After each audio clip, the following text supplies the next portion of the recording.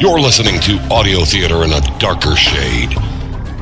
This is darkerprojects.com. Now our feature presentation.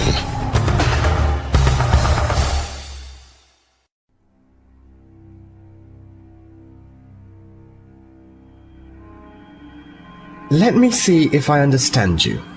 You want us to go to the Vanar sector, the wastelands themselves. That's right. That was the site of the largest battle in the Civil War. All three factions fought there. It was also the costliest battle, I should point out. It's just a vast graveyard of dead ships. Why go there? Because no one in their right mind goes in there. And for good reason. It's a navigational nightmare. The explosive destruction of so many warp drives distorted subspace through the whole region. The gravitational fluctuations alone could tear the ship apart, not to mention all the anomalies and unexplainable phenomena. And you want us to go there?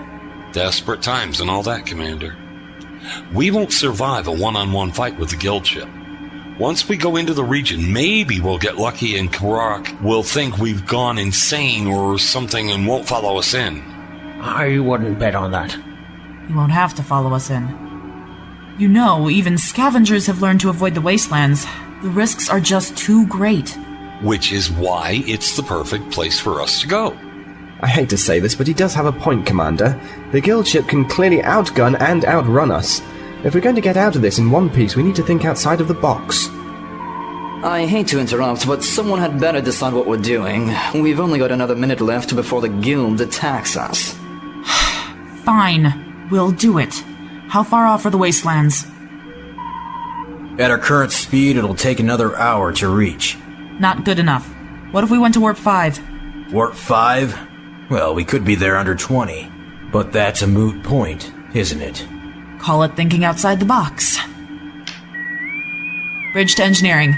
I want you to take the weapons and shield offline and divert all power to the engines. We're going to Warp 5. 3, 2, 1. Have you gone completely insane? Right on cue. To be honest, I may have, Chief, but we don't have a choice. The nacelles are too old. They'll never handle the strain. The warp coils will burn out in no time flat. They only have to hold for 20 minutes. Do a 10 or we're all dead. Fine. Shields and weapons are offline.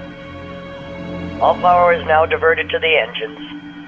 But we're gonna have a nice long talk about this later, Commander. I look forward to it. You heard the Chief, Sid. Punch it.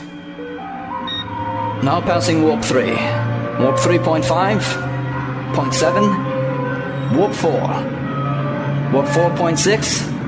Point 9. Warp 5. Status of the guild ship? Looks like they were caught off guard when we went to Warp 5. However, they're still following and maintaining speed with us. I hope you know what you're doing, Mr. Trask. You're on board a Starfleet ship, Mr. Zog. Risk is part of the job. And you'll address me as Captain from now on. Understood? Yes. Yes, Captain. Good.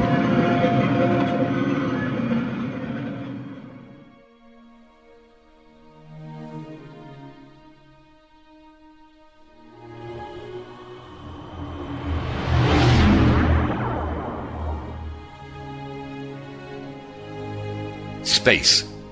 The Lost Frontier. The United Federation of Planets has been decimated by a catastrophe of galactic proportion. Once great empires have fallen into ruin or faded into the winds of history. In the wake of devastation, new factions arose, ruled by ruthless criminal guilds or opportunistic corporations. But the tattered remnants of Starfleet have one last chance to rise from the ashes and unite the Federation once more.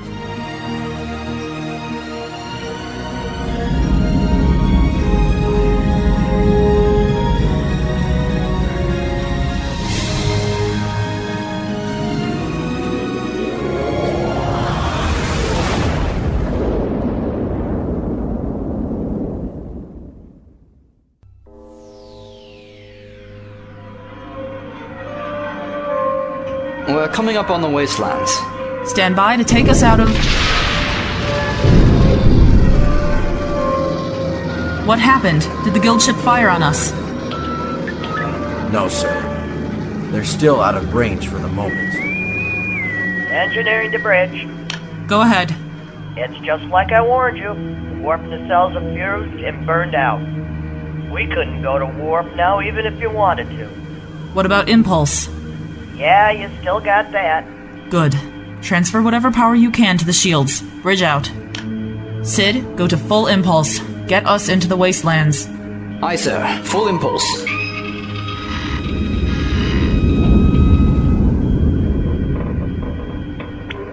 We're starting to encounter heavy gravitational eddies. They'll get worse the deeper we go. What's the status of the guild ship? They've dropped out of warp and are following us into the wastelands. Quite determined to get us, isn't he? Oh, be quiet, Zog. We're only in this mess because of you. I'll just be over here. Okay, Captain Trask, we're in the wastelands. What's your plan? Maintain course. We have to go deeper into the wasteland. How much deeper? Just deep enough so our engines can still get us out again, but the guild ships won't follow us in. I should remind you, sir, that the guild ship is more than capable of matching us. I doubt there is any place we can go that they can't. That's true. At least for the moment.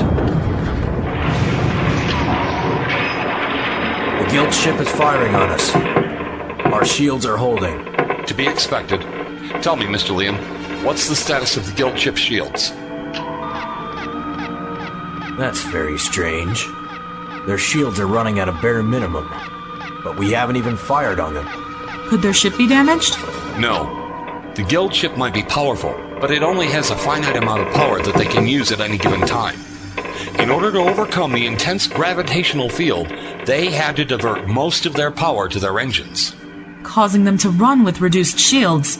Mr. Liam, arm photon torpedoes and prepare to fire. Aye, sir. Photon torpedoes armed and locked on target. Don't fire yet. We're not deep enough to strand them yet. If we go much deeper, there is a good chance we won't be able to get out ourselves. The Constitution-class ship was the workhorse of the Federation once. Yorktown might be old, but I'm pretty sure its impulse engines will be able to get us out of here. I hope you're right. Gravitational strain has increased by another 32%. Strain now increased to 56%. I don't think the hull will be able to take much more of this. Just need another moment, man. Mr. Liam, fire torpedoes!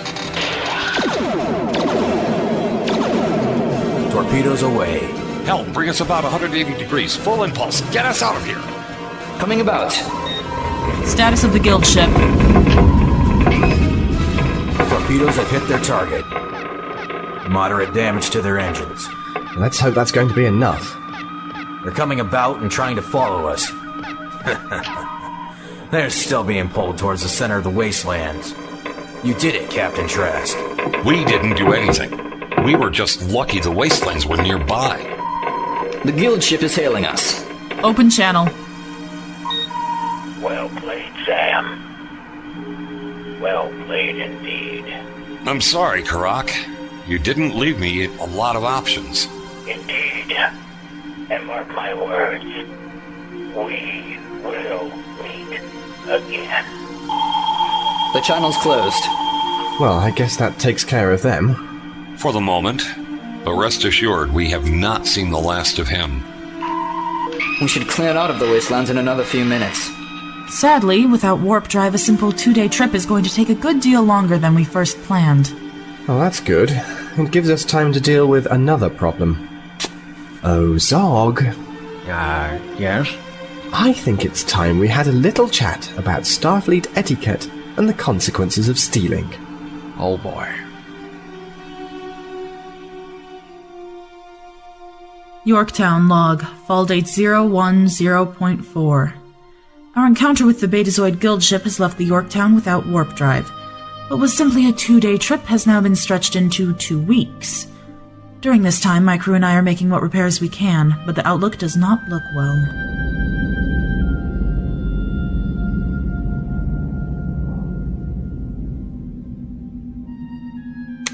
Checkmate. I didn't see that coming. Oh, that makes 3 games you've won in a row. You're quite the chess player. I was taught by a Vulcan ambassador. He was a Grand Master at the game. Played against him for years, and I never beat him. But he did teach me a great deal about the art of playing chess. Art?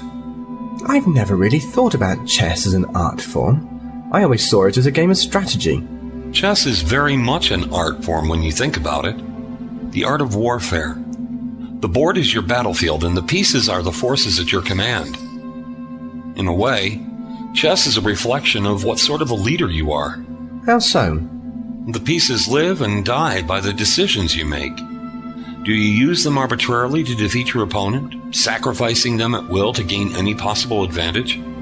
Or do you try and save as many as you can and lead them to overcome the opposition? In a way, it's like being in command of a starship. You're responsible for the lives of everyone under your command. But there are times when they may have to face death because of the decisions you make. Can I ask you a personal question? Go ahead. You were a career officer in Starfleet. I've always been curious why you left. A career officer? Is that really written in my file? Not in those words, but that is the gist of it. In a way, you're right. I joined Starfleet Academy when I was 14. Had my first posting at 18. Became a captain before I hit 30. Which is why I found it so odd that you would just walk away from it all. When I first joined Starfleet, we weren't a military force. Starfleet's charter was to explore the galaxy, to find new worlds and new civilizations, but in time that started to change. Not all at once. Small things at first. Like the battle at Wolf 359 with the Borg led us to making our first warships. You mean the Defiant? I believe that class of ship is listed as an escort vessel. Maybe on paper, but deep down the Defiant class always had teeth. They came in quite useful a few years later when the war with the Dominion broke out. Well, yes. We won the Dominion War. We did. But at what cost to ourselves? The galaxy was changing and becoming a harsh place, and we were changing right along with it to fit in. How long was it after the Dominion War that we faced the crisis with the Grey and the Tholians, and then the Divine Celestial Imperium conflict? Wasn't that the secret war Section 31 was fighting right under our noses? Yes, and that war led us to the infection and then our own civil war. It was then I truly saw how much we had changed. Starfleet wasn't about exploration anymore. It hadn't been for a very long time. Then came the massacre at Riften 4. Riften 4? You were there? Yes. Yes, I was there. Maybe one day I'll come to terms with it. But that's not in your file at all. In a way, I'm kind of grateful. That's a chapter of my life I wish I could forget or erase altogether. That was the worst battle in the Civil War. All three factions fought against one another and billions died. And it all happened on a planet that had never made first contact. They were an agrarian culture, right on the edge of their own industrial revolution. Never even sent a rocket into space. Can you imagine the shock and horror as these massive ships fought in the skies over their world? As damaged vessels and stray shots crashed into their towns and homes. The culture shock alone would have been devastating, let alone the realization of what we were doing. When the battle was over, I knew I couldn't be part of Starfleet anymore. I had to leave. I don't blame you. I think a lot of people were traumatized by the battle. I don't think the Federation ever really recovered. That's just it. I didn't care. I was a different person. The Prime Directive meant nothing to me then.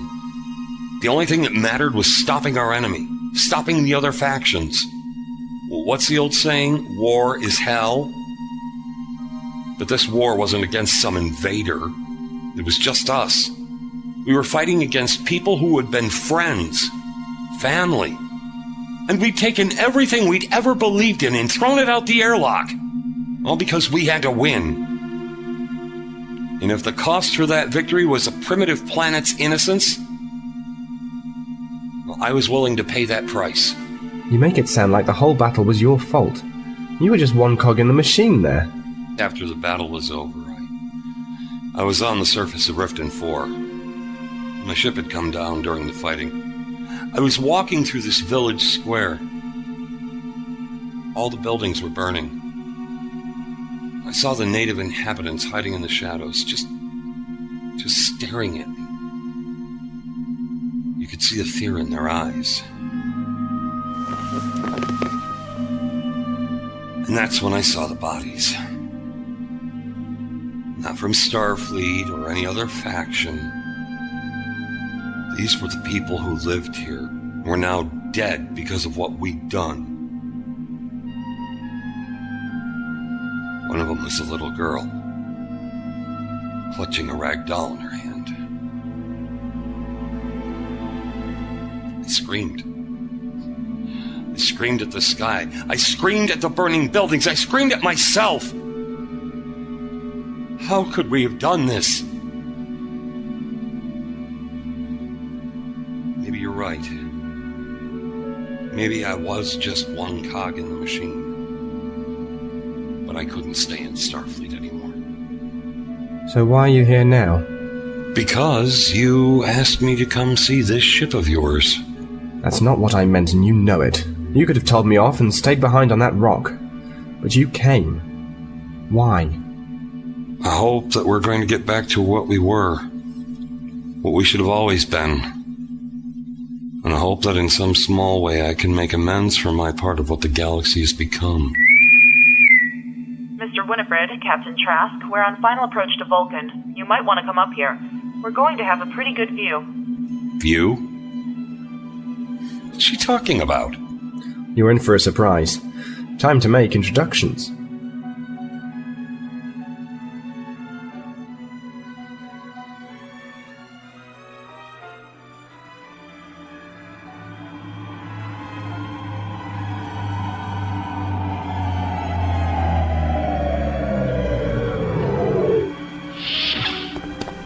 Just in time. We're in standard orbit. We should be passing the shipyard in a few. And there we are. Sid, enlarge image on screen. Aye, sir. Captain Trask, I give you the USS Enterprise. Enterprise? You never told me that they named the new ship Enterprise. I wanted it to be a surprise. NCC 1701F. First of the Sagan class. 15 decks. The ship's equipped with a Class 10 warp engine which will allow Enterprise a maximum warp speed of 9.98. All I ask is a tall ship and a star to steer her by. What was that? It's from Sea Fever by John Masefield. I don't think I've ever heard of it before. You should look it up sometime, Mr. Liam. Take a very good look, everyone. This is not just any ship out there. That ship will one day help restore the glory and honor to the United Federation of Planets. Now you just need a crew. I'm already ahead of you there.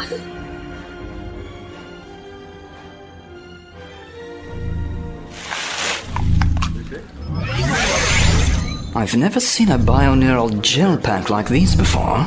Not surprising. These were on the design table before the fall. They have 4 times the computational power of the ones we used just a decade ago. I heard the ones on Voyager once got an infection from bacteria by some bad cheese or something.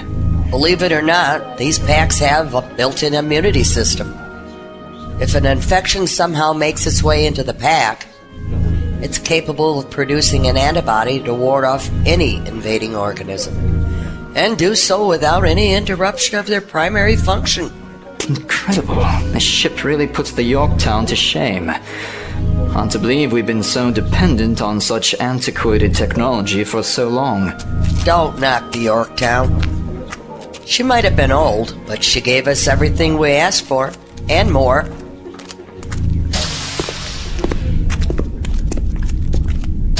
Any idea what we're going to do with her now?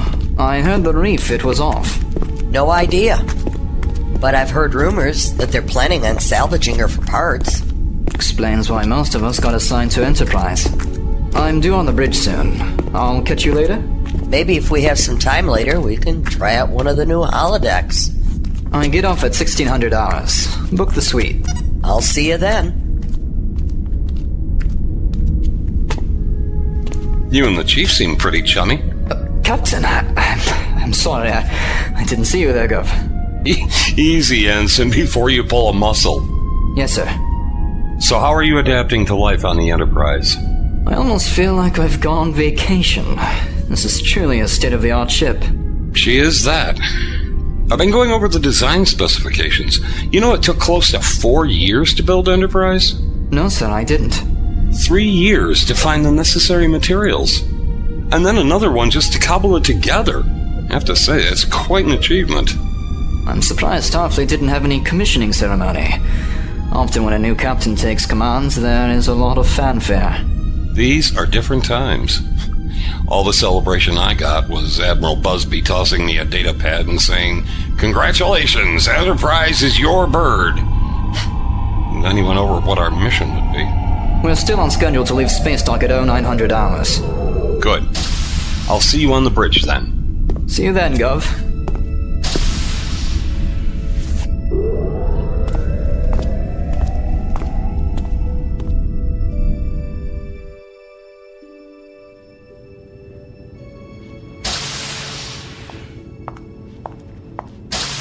Commander Catherine Niles reporting as ordered, sir. Sorry to have kept you waiting, Commander Niles. Would you care for a cup of tea or something to eat? No, thank you, sir. Then I guess we should get down to business. Take a seat, Commander. I imagine getting assigned under my command came as something of a surprise. Permission to speak freely, sir? Always. I don't... That is to say... Yes, this came as a surprise. It almost feels like some kind of cruel joke. How so?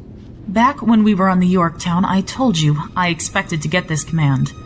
But when Starfleet chose you over me, even though I didn't like it, I accepted it. That's the nature of being an officer. We sometimes do what we don't like. But I didn't know they were planning to assign me as your first officer. I'm surprised you even went along with it. Believe it or not, I requested you. You did? I was very impressed with how you handled the situation with the guild ship. I've gone over your file. Everything you've done these last few years has been remarkable work. If we're going to succeed in this mission, Enterprise is going to need good officers in command. I don't know what to say, sir. You might try thank you? Thank you, sir.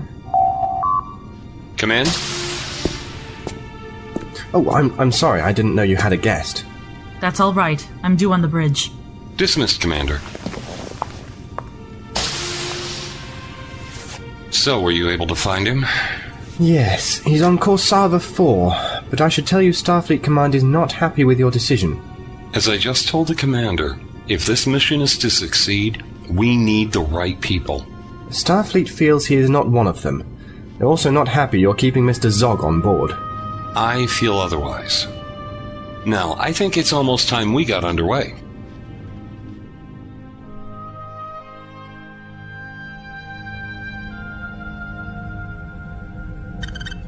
Lawrence Station reports that all power couplings and docking arms have been cleared. Very good. Engineering, what's our status? Intermix is set. Impulse and warp drive are at your disposal, sir. Very good. Stand by. Tactical? All ship systems are green-lit. We're good to go. Good to know, Mr. Liam. Helm, 1/4 impulse power on my command. Aye, sir. 1/4 impulse power. This is it, people. Here we... Sorry I'm late. I was busy unpacking. Have I missed anything? Take a seat, Mr. Zog. I didn't want to miss our departure. Hey, any chance I can record it? I can sell the video rights and make a few strips Zog? Right. Well, I'll just enjoy the trip. Sid, let's take her out. Engines are at 1/4 impulse power.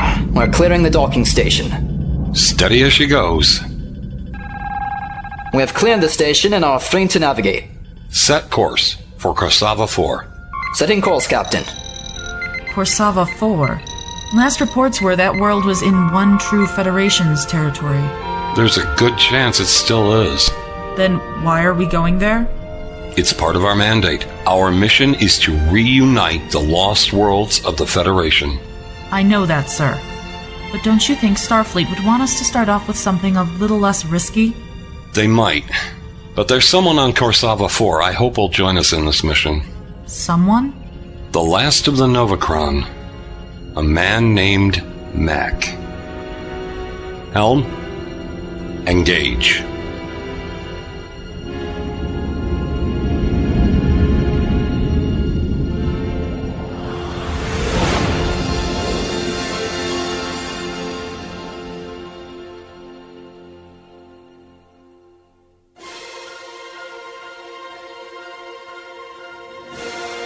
You've been listening to Star Trek: The Lost Frontier, Episode 2, and a Star to Steer Her By. Featured in the cast were Mark Brzee as Rupert Trask, Laura Post as Kate Niles, David Alt as Andrew Winfred, Ellie Hirschman as Zog, Ben Harmer as Liam Kincaid, Lucian Dodge as Sid Kirk, Linda Townsend as Henlar, and Captain John Tatterzak as Guildmaster Karak. This is Seth Adamshire. This episode was written and directed by Eric Busby. Post-production work by Eric Busby. This has been a Darker Projects production. Visit us on the web at www.darkerprojects.com.